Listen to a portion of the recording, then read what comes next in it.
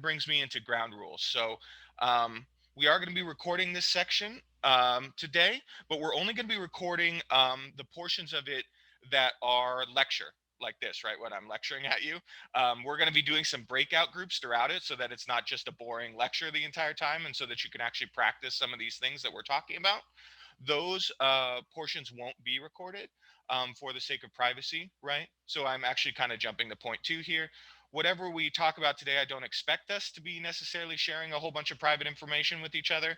But if somebody does share something private, please just promise to keep it private. Take what you learn here out of here, but the things that are private that you learn here, let's agree to keep them here. Um, Let me see who's first on my list. Oscar, looks like you are. Oscar, I'm going to promote you to host. If you could start getting groups of four-ish ready for breakouts, that would be awesome. Um, the other question, the other point, number one, which I originally skipped, my apologies, is that I'd like us to respect each other's right to different opinions here. We're all coming from different places. We all have different views on things. That's okay. We're just talking about relationships here. Let's all agree to disagree when those kinds of things come up. Feel free to take a break if you need to. This is going to be an hour and a half workshop that will be here approximately. So you need to go get a glass of water, you need to go use the restroom, please feel free to do so. Also, if there's anything in the presentation that feels triggering to you, I don't think that there's anything specific that may be, but I know everyone's different. So if that were the case, please just take a break, give yourself some time to calm down and get regrounded. That's totally fine. And the last thing that I always mention is that there are no dumb questions here. And that's because we're all coming at this from a very different background, right? Many of us are psychology majors or social work majors, maybe have some exposure to some of this psychological stuff I'm going to talk about today. But many of us are bio majors or math majors or engineering, right? Who haven't really gone through this stuff before, right? And then on top of that, some of us are, first year, second years, third years, fourth years, fifth years, right? So we all have a whole different perspective as we come into this. So please, I want to encourage you to ask all the questions that you have. Don't worry about thinking that, oh, I'm not sure this is a good question or whatever. We'd be more than happy to answer it. And I guarantee you somebody else in here is probably thinking a similar question as you. So please, again, put those in chat, private message them to our peer educators. Um, we can answer those throughout. We'll also have an extended question and answer section at the end, just for any additional questions that you have. But with that, let me go into our goals for today. So we're going to actually start with healthy relationships. So we're going to spend a good deal of time on that, talking about what a healthy relationship looks like, and kind of what an unhealthy relationship looks like, and kind of delineating that so that we can help to know, because sometimes it's very difficult to even notice these things, or we're unsure when we're in a relationship. Is this good or is this not so good, right? Then we're going to move on to assertive communication strategies next, and kind of talk through some ways that you can better talk out with people, the things that are going on, maybe potentially in some of those relationships that you want to help become more healthy. You can practice healthier communication through that. And then finally, we'll land on conflict mediation and best ways to reach a compromise. So that'll be the third part of our work together today. Um, but jumping into it, and I don't think I need to sell you all on the importance of relationships and conflict resolution because you've come here today. You've sought this out yourselves. But I always like to start with kind of a scriptural verse, since we're here at APU, and really to point out that even in the creation story, right, like, was God saying to us that we need to be in relationships with others, right? And relationships are a hugely important part of healthy functioning. So I hope that we can use these tools today to lovingly connect with others, to find good, healthy relationships, however it is that we define for us, and also whether or not you identify as a Christian or not, so that we can really improve our wellness in life. I think this is especially important right now, just because of all the things that are going on. I don't know where all of you are calling in from, but as lockdown measures continue to be in place in certain parts of the country, loneliness is a bigger factor than ever. And so I hope that we can find ways to use some of these ideas to connect or to lean into those healthy relationships that we have to sort of fight some of that stuff. Um, so we'll go ahead and start now for the breakout exercise. Oscar, are the rooms ready? Okay, perfect. You're going to get a breakout room invitation in a moment. I'd love for you all to just start by introducing yourselves, name, major, year, whatever it is you'd like to share, just to kind of get to know each other. You're going to be in these breakout rooms a couple times throughout this workshop together and with the same folks. But then I really want you to focus in on, I'd love you to talk about what the most healthy relationships you know of are, like what ones you've seen in your life or heard about, right? Whether those are friendships, whether those are romantic relationships, whether those are relationships with family, right?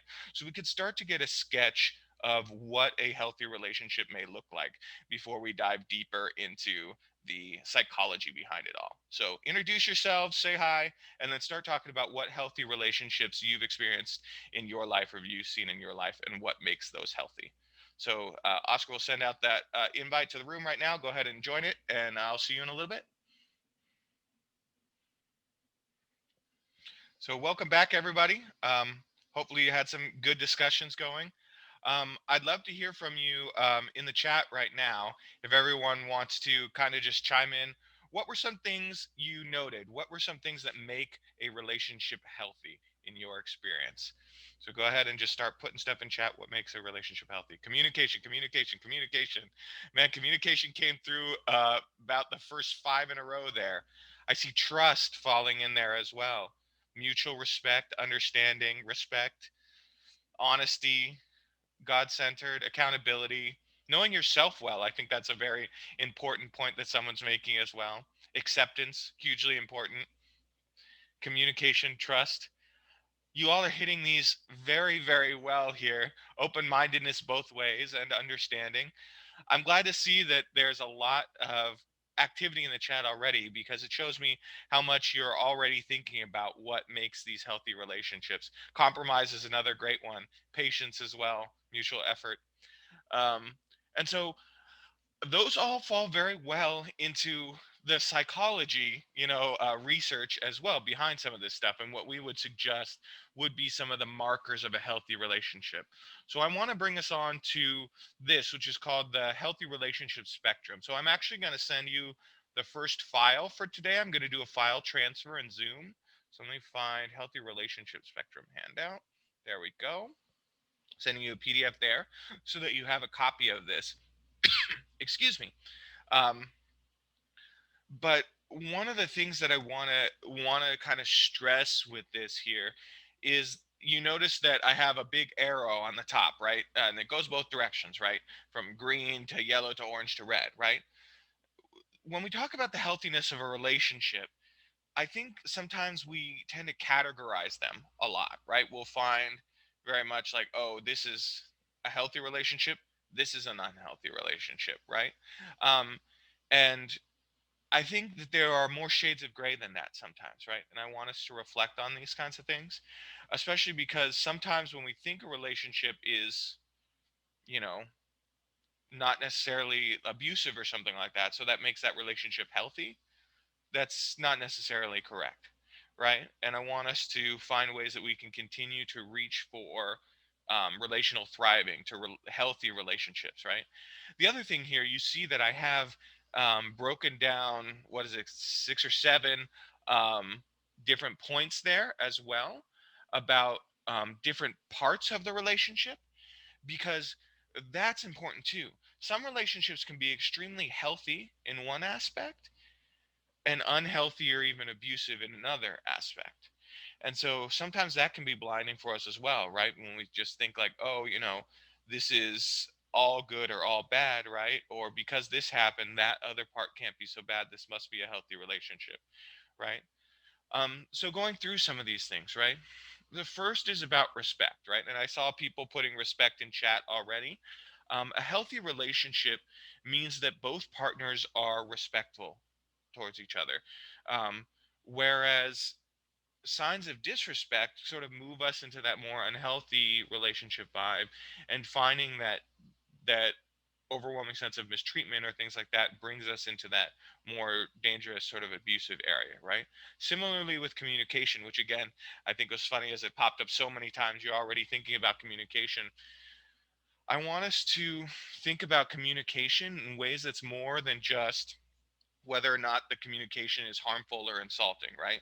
Whether somebody is mean spirited towards the other partner, right? Or both partners are mean spirited towards one another in the relationship.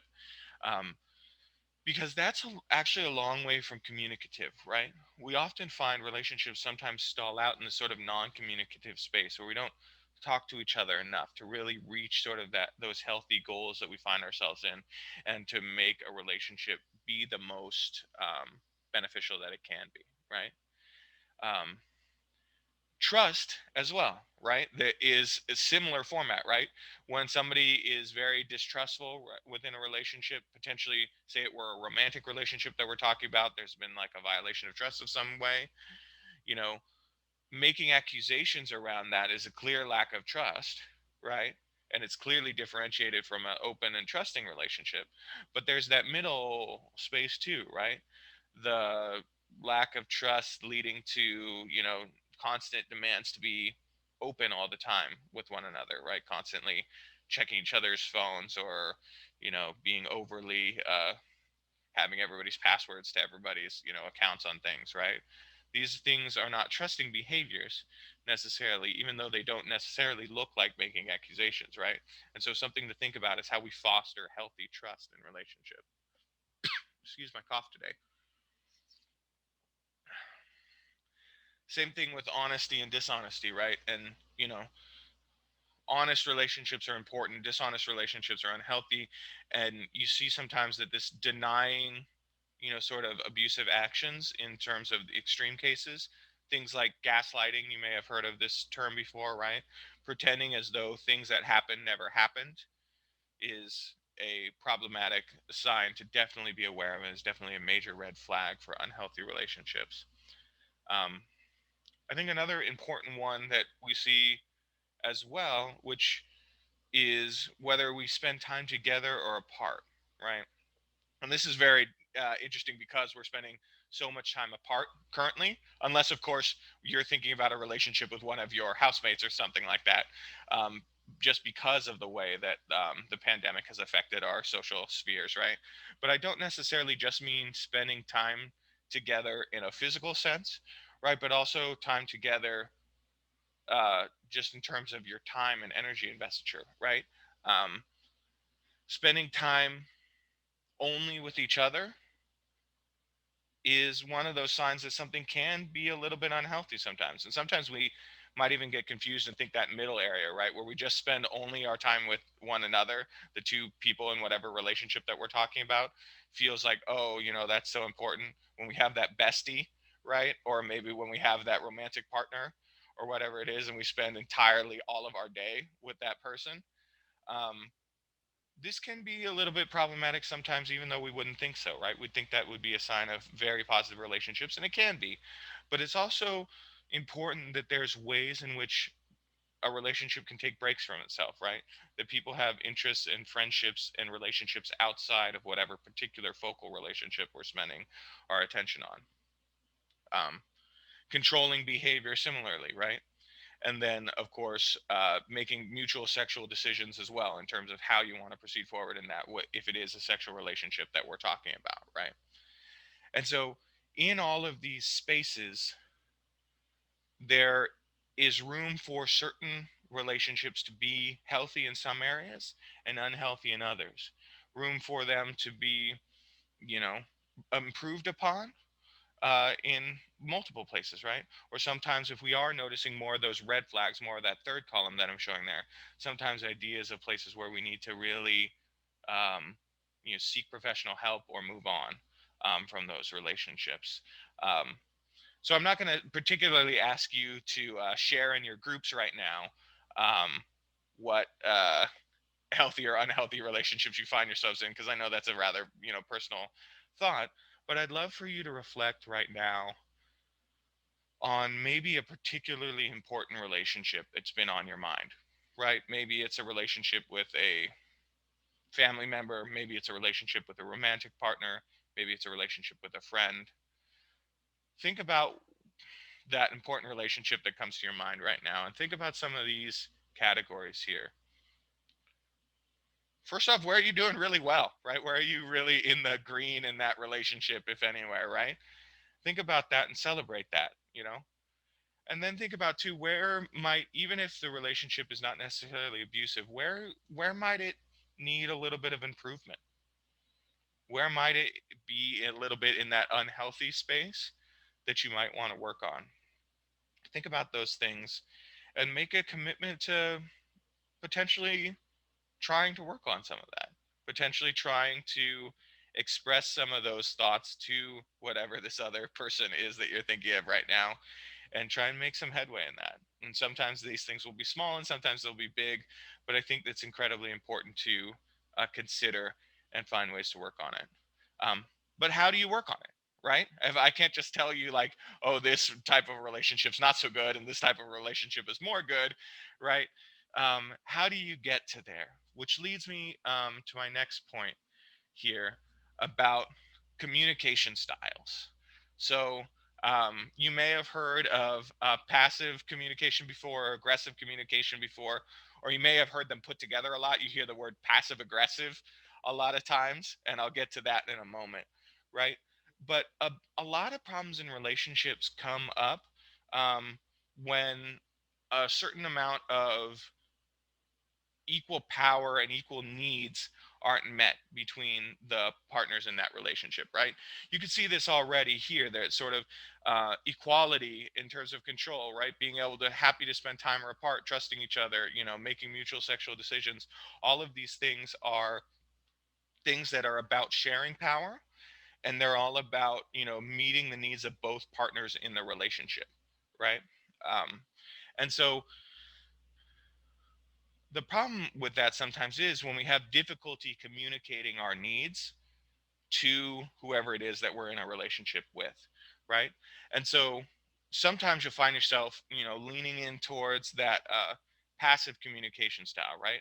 Passive communication, I mean sort of giving up what you want or need for the wants or needs of the other person, right? um, Now there's some pros to this, right? You typically avoid a conflict, right? If I ask you to do something for me and you do it for me, and then I'm happy, right? And so I'm not mad. We don't get into a fight. Cool, right? But the problem with favoring a passive form of communication is that you don't necessarily get your needs met if you're spending all the time focused on the needs of the other person, right? If on the request that I'm making of you, rather than making requests back of me, or rather than taking care of the things that you need to do in your life, rather than just doing the things that I want, right? And so the other side of that coin, of course, is aggressive communication, right? Um, Standing up for your own rights without any regard to the other person's rights. You know, um, and the pro of this, right, is that the exact opposite of passive, right? You will win, right? You will get your way typically, right? If you're very forceful about it, you're more likely to get your need met um, than in passive communication, where you give up those needs, where you surrender those needs. The problem is, of course, the opposite problem that a passive communication has. You'll damage the relationship that you are in, right? By going full aggro on like your brother or your cousin or your boyfriend, right? That's not necessarily going to pan out well, right? And that relationship will come to harm because of it. And so we often get stuck in this, and we'll do the breakout in a minute, but a little bit more to say on this. um, we oftentimes get stuck in this space, right, where we don't want to go fully passive and we don't want to go fully aggressive, and so we end up like being really, really passive and trying not to make a big deal and trying to go along to get along, until we've just had enough one day and we just explode and we're so angry, and you never do this and you never do that and I always have to do this, right? And now we're really upset with the other person, and that relationship kind of explodes in a way, right? And certainly this isn't helpful to forming those healthy and positive relationships. um, but sometimes we try and avoid that too, sort of by what we call passive aggressive communication, right? Rather than that cycle of hide and then explode, it's sort of like turning like a little leaking valve, right? Just letting a little bit of pressure off the top each time, right? I had my wife, when we were in college, one of her roommates, they would always communicate with each other through post-it notes that were just left out, even though they could have talked to each other, and there would be a post-it note saying like, haha, whoever didn't wash their dishes needs to do them right now. Or, I can't believe you were so loud last night. You're so inconsiderate, smiley face. Right?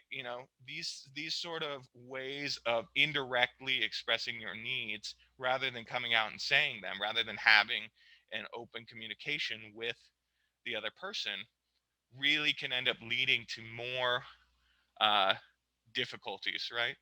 And so I'd love to send us back into our breakout rooms here again.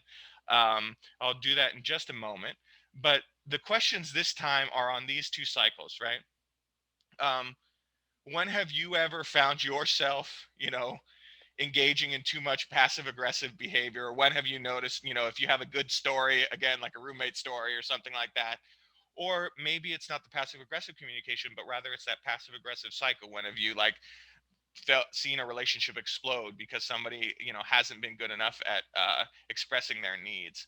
And so we'll send you into breakout groups just now. We'll do just a couple minutes on that and share the outcomes of those things, right? How did that work out for you, or for the person that you're talking about, whoever was involved in it, so that we can kind of share, and we'll have an opportunity to see what I'm talking about in action, in reality.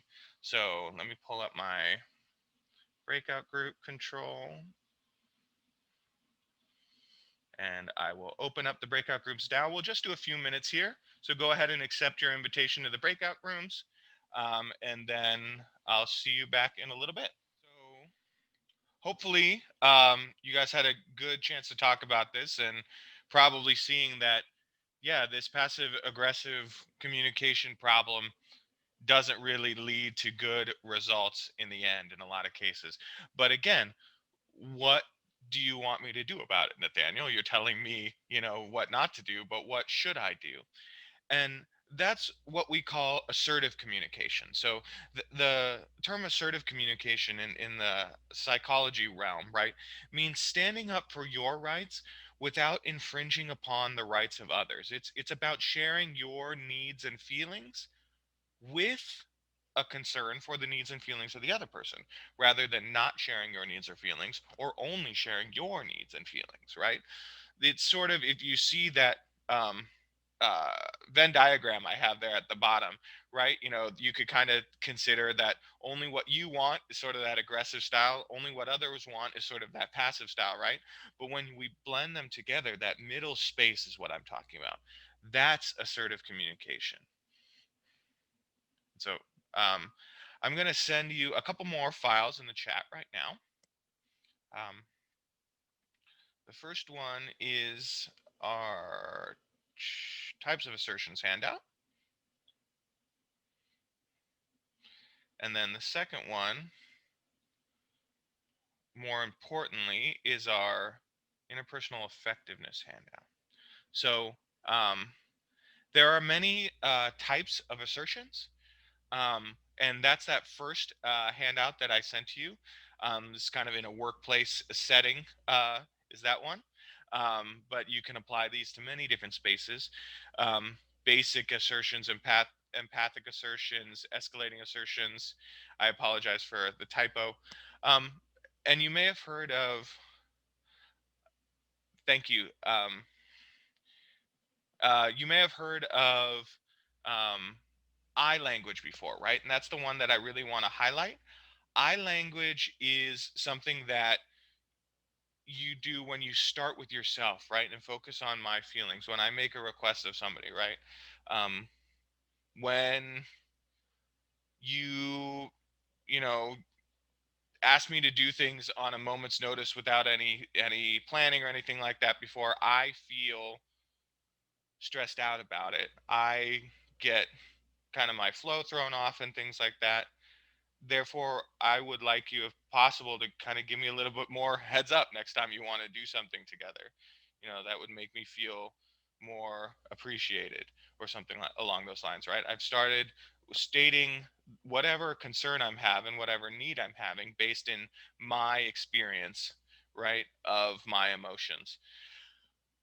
But sometimes I don't find it altogether too important to worry about those specific assertions. If you'd like to learn some of those, look at that. But I'd love for you too to look at that interpersonal effectiveness handout that I've sent you there. So if you pop that one open, it's actually just sort of more of a list of sayings, right? Things that you may want to consider, telling yourself, positive self-talk kinds of things. Um, Hopefully you guys are all seeing that now on my screen, hopefully. Um, Basically, I want you to each go through this now and read through them, right? Because there are things that we ought to say to ourselves sometimes. It's okay to want or need something from somebody else. It's okay to have needs sometimes, right? Or things like uh, standing up for myself over small things can be just as important as standing up for bigger things. Or I can even assist on my rights and still be a good person, right? That doesn't make me a bad person. I'm under no obligation to say yes to people, right? That's actually one that I struggle with and need to tell myself more, right? So you see all of these different ones here. And again, I want to do this as an individual activity because it's not necessarily fit for a big group like this. But I'd love you to right now circle on that PDF or whatever, or do a little highlight mark or however you want to do it, or just jot down on a piece of paper next to you which 2 or 3 statements on the handout do you really need to tell yourself more often? Which ones do you find the hardest to remember and that stop you from being adequately assertive in certain communications? Go ahead and look through them, read through them right now, um, and note that.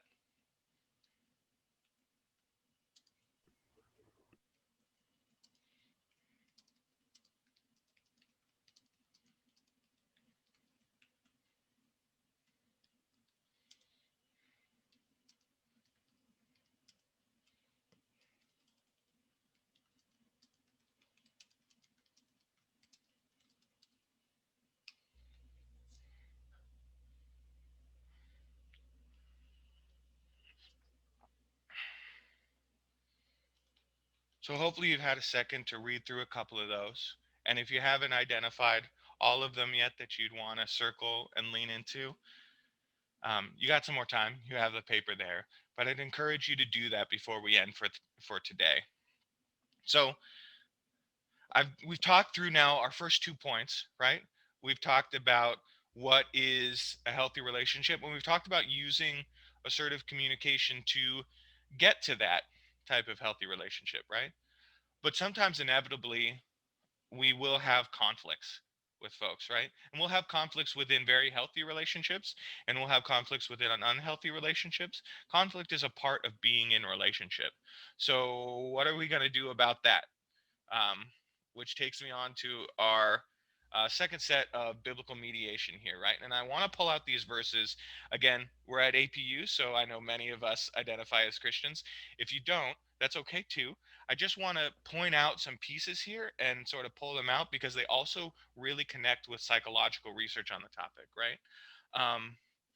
The first point here in Matthew, right?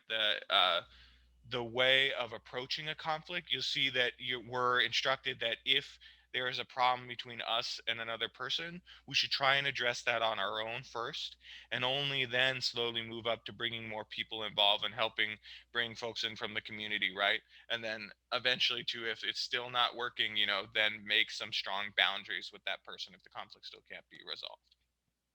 And then also again from Matthew, but in 7 here, another thing that I've even highlighted it there, right?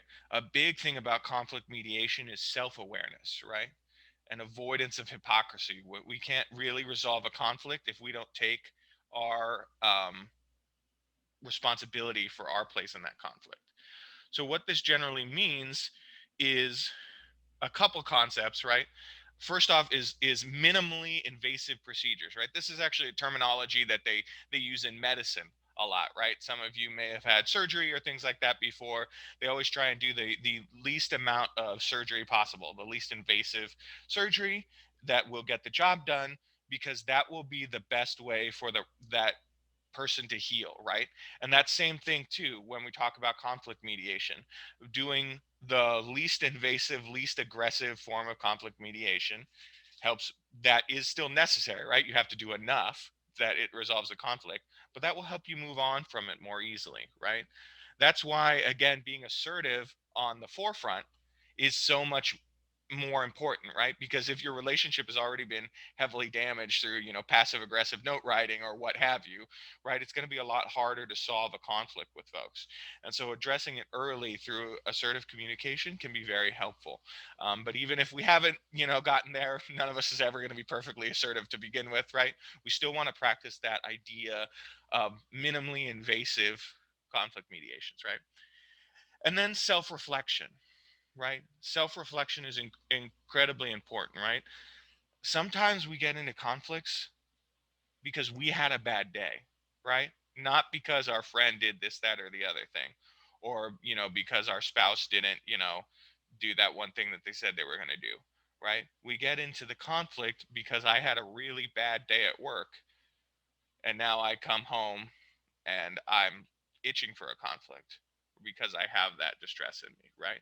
So I want us to really think about that before we go into any kind of conflict mediation. Think about, are my expectations fair? Is what I'm feeling upset about, is this a reasonable thing to be upset about? And when in doubt, take some time, right? Take a time out. Give yourself some time to think about it, or talk it over with an impartial friend, not in a way of sharing gossip, right? But in a way of helping yourself clarify your feelings and seeing what you think that they would do in the situation, how, if they see it similar to you or not. Especially do this if you know you've had a bad day, right? Because that is gonna, even so, even if you are right for whatever you're having conflict about, trying to have a conflict resolution in the middle of a very bad mood is going to make that conflict mediation harder. And it comes down really to a main point about positions versus interests. So, um, if you haven't heard of this before, a position is basically what a person says they want, right? What a person demands of another person. Um, and then an interest is what they really want, right? What they really need in a space. Somebody needs to be heard, or somebody needs to feel safe, or somebody needs to feel comfortable, right? And they think that the only way to do that is for the other person to do X, Y, and Z. And that other person is not going to do those things. They don't see those things as important, or they don't want to do those things because that doesn't make them feel safe, comfortable, at ease, whatever it is, right? Those same interests. But when we dive into it, oftentimes, if we can get past what we're demanding from each other and get more into why we're demanding that, what we need, whether, we need the house to be, cleaned up by the roommate so that, like, we can feel comfortable and, calm because the mess, like, stresses us out, then it's not about necessarily exactly how to do the dishes and exactly which second to do them, right? But instead, it's more about how can we make it so that, I don't have to feel stress constantly. And I assume that your roommate, hopefully, if they're a good roommate, generally, they don't want you to feel stressed. Maybe they do. Maybe if you have a very terrible roommate, right? But overall, these interests are much more compatible than our positions. And so finding a good resolution is really all about trying to find places where those interests connect. So I'll share the last handout that I have for us today. Let me get it up for you here. Checklist for a good resolution. All right, there you go. Some of you, if you're having any problems getting any of these worksheets, some of you, your file transfer is not working, or if you're on the phone today, please just send me an email after this session at nfernandez, and I will be happy to email them to you directly if you're having any problems getting them. So I've sent you this copy for a good checklist here. Checklist for a good resolution. I'm falling all over my words today. But what I really want to stress here is setting a time to talk in person about something. When I say in person, of course, right now we're in a pandemic. We're not necessarily in person with all the people that we're having conflicts in. But when I mean in person, I mean synchronously, right? I mean not through text message where somebody can leave you unread for a little while, right? Or, there's big gaps through the conversation. You're not going to resolve a conflict that way. You know, you have to be talking to each other in person, whether that's on FaceTime, whether that's over the phone, whether that's in person, right? It needs to be a conversation that's happening rather than a text message conversation that's happening. Um, you're probably going to be upset when you go into a conflict resolution because you're in conflict, right? You wouldn't be going into a conflict resolution if you weren't upset, because then there would be no conflict. So try to focus again on what we talked about on the assertiveness framework, right? Again, give yourself that time out to cool down. Make sure your expectations are reasonable before you go into it. That way you can fit into that middle section of assertiveness rather than get caught off on the side of being overly aggressive, right? Um, work to identify both sides' interests. I just did a whole long section on that. But one thing that I think is difficult is the making sure that the agreement reached is realistic and specific. I see this happen a lot, unfortunately, because especially folks that want to repair a relationship, right? They're desperate to. They love this person that's their best friend or that's their romantic partner or that's their family member, right? And they want whatever this conflict is to be resolved. So somebody says, I need you to do X, Y, and Z, and they say, yes, yes, whatever you want, I'll make sure to do that, right? I'll make sure to, you know, oh, your chewing is so loud, it bothers me all the time, right? I will make sure to never chew again. I promise I won't chew. I'll never eat anything ever, right? Obviously unrealistic. And the problem is you've just made the conflict worse because you committed to something that you can't actually commit to. So you will inevitably fail it. And then it will feel like a violation of trust by the other party, right? Because you promised that you wouldn't. And then you just did, right? And so make sure that it's very realistic what you agree, whatever solution you agree. Both parties need to be able to do it. And it needs to be very specific. Again, that checklist has some good questions for you to think about as you make something specific, right? Because we both need to be on the same page, right? When afterwards I say, I thought you said you were going to do this. And when they say, no, I never said that. I thought we agreed on this, right? Then that's not going to be very helpful either because that's going to lead to the second fight as well, right? So make sure that it's realistic and specific.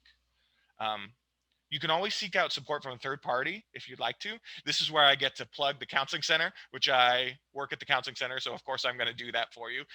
We do couples therapy all the time. We do conflict mediations for, friend groups or for roommates or things like that.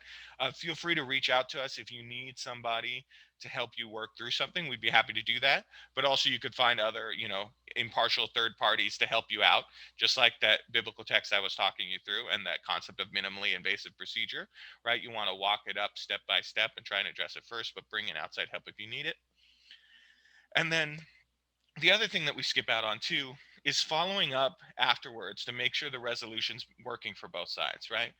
So instead of just letting it drop, right? Sometimes it's really worth following up and saying like, hey, like, I actually really noticed that you were doing that thing that we agreed to, and I really appreciate that. That's made me feel, you could do I statements, right? I feel much calmer now and much safer in this relationship because I clearly see that you're doing those things that we talked about, and I really appreciate that, and it makes me really grateful for our relationship, right? That's going to reinforce the heck out of whatever's going on, right? Or sometimes you got to check in too, right? Like, and say like, hey, I know we agreed on this. I'm really trying to do it, my very best. I'm having a really hard time doing it.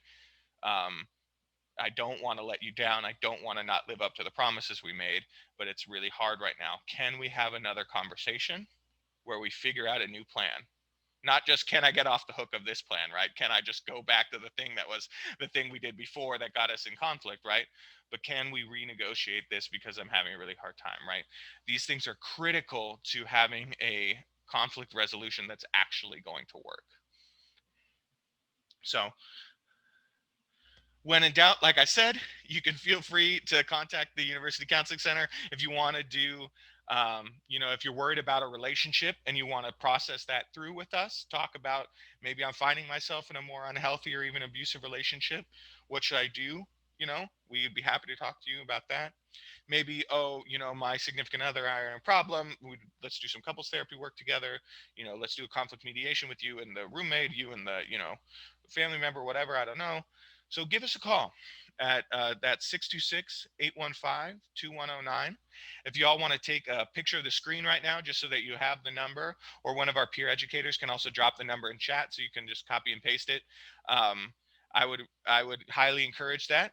We have 24/7 urgent care too. And I know sometimes it's like, oh, I know Nathaniel talked about that one time when I went to that one workshop. Now I'd want to go see a counselor maybe, but I don't have the number. I don't want to look it up, right? That just puts barriers in your way. So don't put barriers in your way. Save the number now. If you don't need it, great. If you do need it, then you'll have it and won't have to be frustrated trying to get it later. This is where we're located on campus, although I'm calling you from my apartment right now as we all work remotely. But when we are back on campus, we're in the Shire Mods. We're right next to the health center. So you see on my screen here, that glass door on the right side, that's the student health center entrance, and that wooden door on the left side, that's our entrance. Come by, visit us whenever. What else do we have? I'm not going to send us to breakout rooms for our call to action, but I'll just instead have us do our call to action together. I'd love for you to think about right now, what is one thing that was surprising that you learned from today? Especially because if it was surprising, it means it was new to you, right? So it's worth remembering because it's new information. What was most surprising thing that you learned today? What do you want to remember that you've learned this new knowledge? But even more so than that, what is one practical thing we talked about? What is one thing, whether it's talking about how to look at a relationship and decide whether it's healthy or not, or whether it's how to practice assertive communication, or whether it's how to approach conflicts, right? Think one specific thing within each of those three things we talked about today that you want to try and do in your life, that you want to try to apply in this next week before, we forget about it entirely, right? Because if you don't apply this stuff that we talked about, you won't go anywhere with it. So please commit to using one thing. Love number 18 on the interpersonal effectiveness list. Yes, totally. I love that interpersonal effectiveness list. I got it from a previous supervisor, and I think it's super helpful to remind us. That can be something that you do as well. Maybe those of you that have a journal, those of you that have a vision board, those of you that keep note reminders on your phone, right? Type in one of those sayings and post it up for there and try and think about that.